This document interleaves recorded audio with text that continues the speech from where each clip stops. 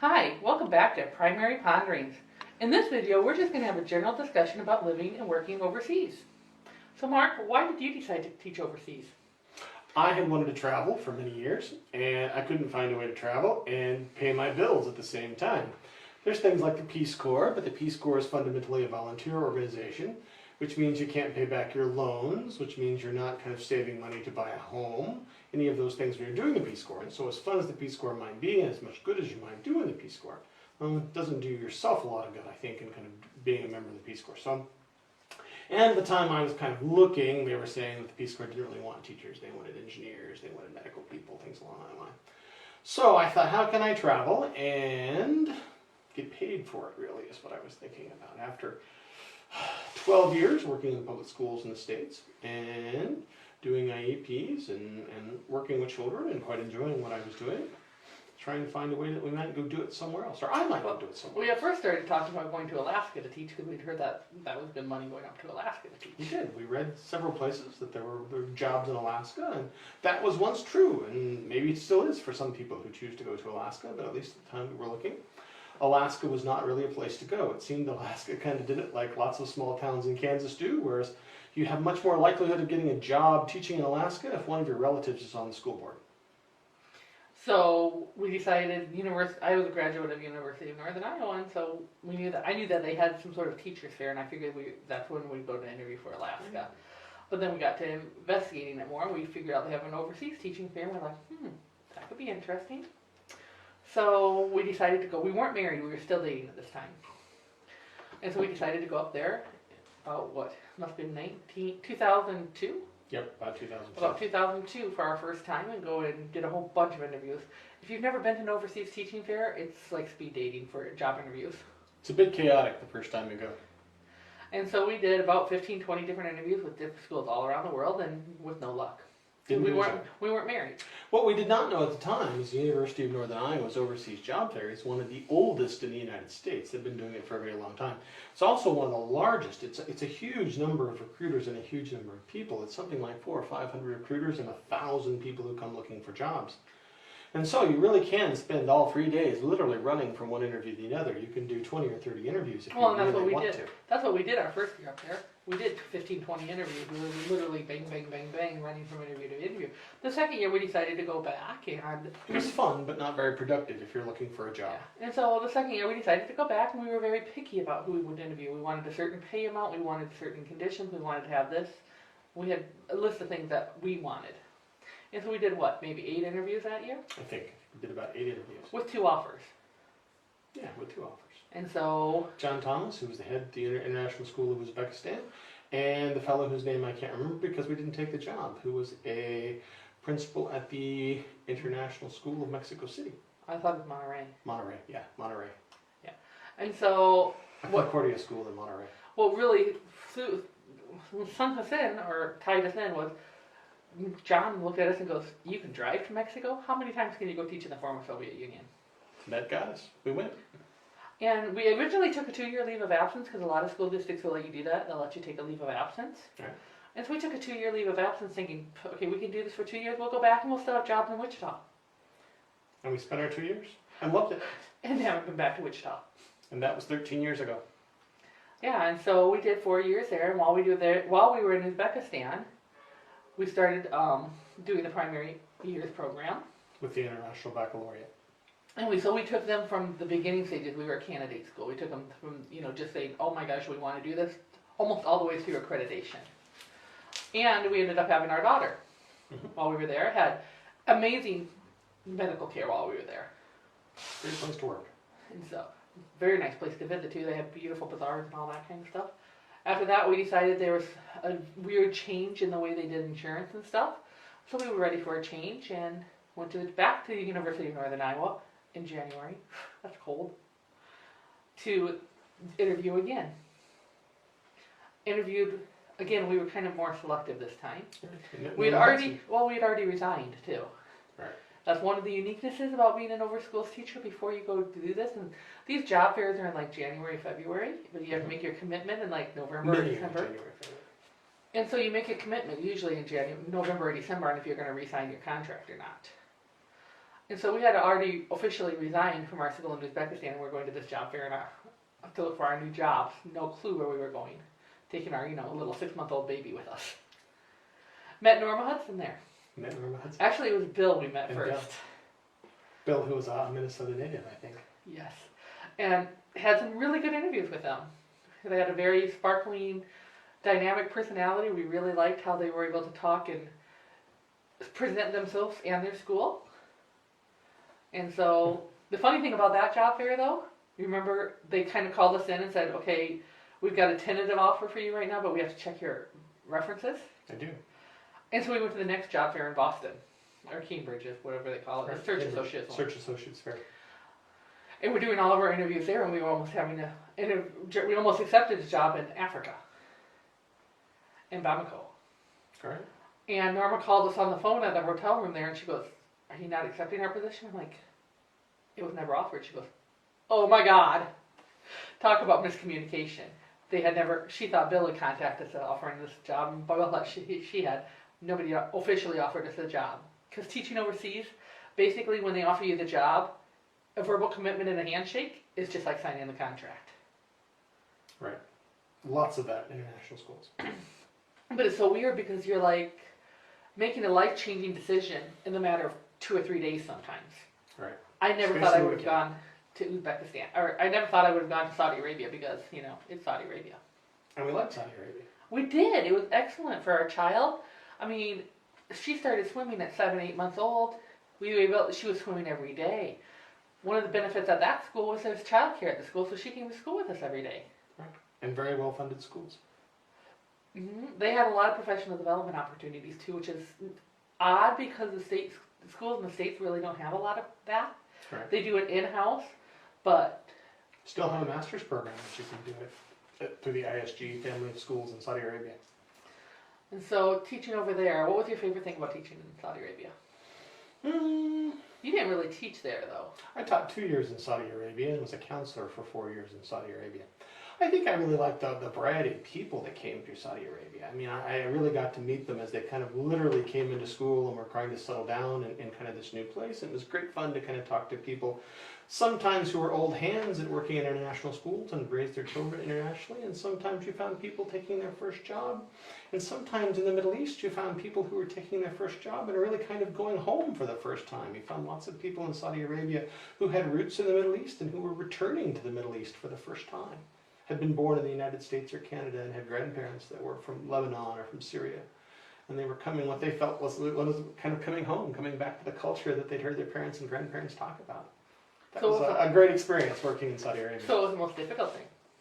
The most difficult thing working in Saudi Arabia had to be the narrowness in terms of choice, in terms of schools.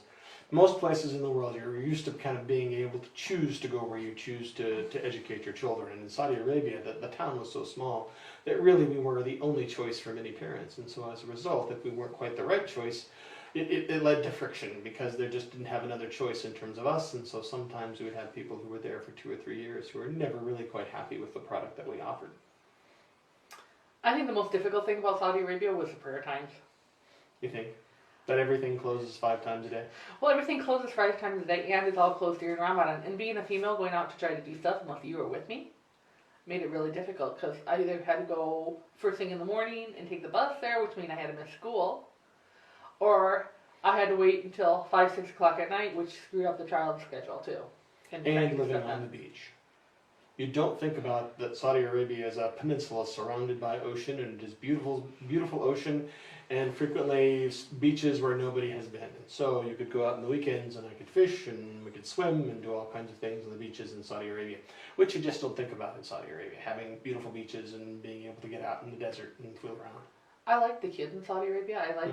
I really got to know the Islam and Muslim religion a lot. Mm-hmm. But it was challenging because they were so focused on their beliefs. You didn't get a lot of open-mindedness. You didn't get a lot of acceptance. I mean, I had to deal with in my classroom children who were told they couldn't do stuff because they were Christians and not Muslims. Where you didn't have to deal with that as much because you were the counselor unless I Because I came didn't to you. deal with them lots of times on a daily basis unless they had some, difficulty adjusting. And so it really, that was the hardest part there was, making sure, trying to do a winter program when you can't sing Jingle Bells, you can't sing all these other winter songs that aren't necessarily Christmas songs. But trying to do stuff that was religiously friendly, where you're following an American curriculum, but you can't do a lot of their stuff because it would offend the Islam religion. So after Saudi, where did you go? We went to Indonesia after Saudi Arabia. And how did you make that decision? We went to a job fair, and Norma knew somebody, and we liked them, and so we took the job. Was it your first choice on jobs? Wasn't our first choice in jobs. It was a toss-up, really. Yes, right? Because we had the one in Myanmar who had offered us before we showed up. And the only difference between the two was the insurance. Yes. The school in Indonesia had somewhat better insurance. And so we went. And so we went to Indonesia. And so, tell me about living in Indonesia.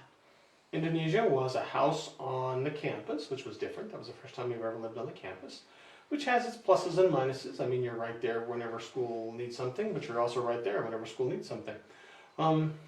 Indonesia was a big Asian city, which was, again, kind of our first time in a big Asian city, which, again, also has its pluses and minuses. You didn't have to really hunt for things. They had kind of nice availability of goods that we were used to, and so you could go out and get them.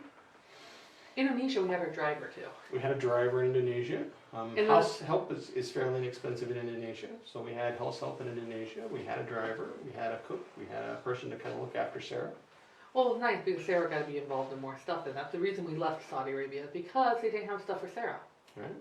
And so when we got to Indonesia, Sarah was in swimming, she was in violin, she got to actually be more involved in stuff. We were in gymnastics for a while. Had things that were close. The school had a pool. The school had a dedicated strings teacher. We could go down the street and do gymnastic lessons at a local institute. And there was more diversity. I like that. And more kids, yeah, there were. Well, it's not necessarily more kids. It's the kids were more diverse in their experiences. It seemed like when we were in Saudi Arabia, the kids were a lot Arabic, Muslims, and you had that whole general area there. You had some of your Western kids. But it seems like when we were in Indonesia, I had a better variety of kids who had better experiences. Those kids were better traveled, weren't they? Yeah. They were better traveled, and I had a larger variety. I mean, I had kids from Brazil, Portuguese, America, France, and all these different kids all in one class. Where in Saudi Arabia, I may have 5 or 6. Where in Indonesia, I had the same size class, but I had maybe 10 different nationalities represented. Yes. And so it gave them more cultural experiences, and they had, it was easier to build on that in the classroom. It was a richer experience overall. Yeah. So you spent 2 years in Indonesia. What was your favorite thing about Indonesia? That's difficult. Indonesia, man, the weather was just beautiful in Indonesia all the time. Yeah, that was nice to be in Indonesia. Except Being for able when to it swim rained. every day was Oh great. yeah, Sarah in there, except for when it rained. We did have the rainy season there, but it would only rain a couple times a day. It would rain like once a day for 20 minutes, and then the sun would come out again. Right. Getting out of Indonesia was really easy. Yes, traveling from Indonesia was very easy. I think that's one of the easiest places that we've lived to travel from. Well, there were lots of places of Indonesia that you wanted to go see, like China. So you moved to China. So we moved to Tell China. me about China. China's been pretty nice so far. You've lived here since August. We have lived here 6 August, across the street from the school. We just walked across the street this morning to go to school. We're actually on Chinese New Year break right now, so we've got 2.5 weeks off for Chinese New Year. Yeah. We decided not to go anywhere this year. Right. And just see this great big city we're living in right at the moment, Yeah, we've starting to take buses different places. which is interesting. Xi'an is the capital of an ancient empire, and so lots of things for us to look at. So I'm going to ask you the typical question you get asked when you're teaching overseas. Where is the best place you have been? Which is your favorite? See, I don't really have a favorite. I think they each have their pluses and minuses, and that's why we travel. Because you see that variety, you see that difference from people and places. So to say, do I have a single favorite place? No, I don't really have a single favorite place. They each have things that they're good at. That's my answer to it. I always say, you know what? It's hard to compare them because you like this about this school or this city, and you like a different thing about this school. They're so different, you can't compare them. Right. What is the difference between teaching at international schools and teaching at a stateside school? I think the biggest difference is that there's no Department of Education. You teach what you teach is kind of between you and the people you teach it to, and it's what parents want, and it's what's good for kids, right? That's what I struggled with here. I struggled with that in some schools, saying, because some schools are just like, oh, you follow this and you follow this, and I'm like, but that's not appropriate for this age of kids. And so each school basically sets their own curriculum. And so every school you go to is a little bit different. And I've kind of struggled with that a little bit, just jumping from different ones to different ones. I'm comfortable doing it. It just seems sometimes it takes me a little while to adjust my thinking. So in Wichita, we had one or two, 3 or 4 maybe different cultures in your class, represented in your classroom, and they were pretty much all American citizens. Where now I have one native English speaker in a class of 17 kids. And that's Yes, right. I mean, I that's have fine. no native English speakers in my class, so. But the nice thing about this is class sizes are generally smaller. I mean, the smallest class I've taught internationally has, I think, 9 kids in it all year. And they didn't Because have a people problem vote that. with their feet. If you don't provide a good bang for your buck, people will go elsewhere. So, Sarah, what do you think is the best thing about going to school at international schools? Here. Sometimes I get to meet a lot of different people. Have you ever been to school in the States? No. So what do you think it would be like to go to school in the United States? I think I don't really know. Would you like to try it sometime? Or do you like being international? I like being international. Okay, thank you. I think it's kind of fun though too, because kids like Sarah start languages in 1st grade. Right. She has taken Arabic, she has taken Bahasa Indonesian, and now she's taken Mandarin. Mandarin. And she's learning some Mandarin. And so getting those languages at such a young age, she really doesn't have the American history. She doesn't have the She has a different education because we Yeah. haven't done it that way. And so when she goes back to this summer, it's kind of funny watching her interact with the Americans in the parks and the kids her own age in the parks, because she's just got such a different experience. Right. She's just lived a different life. Which is why we started in the first place, so we could live a different life. So what are you thinking? What's after China? How long are you going to be in China? I don't know. We'll see. Anything else you'd like to add? Nope. I think we're done. Thank you. Come watch us again.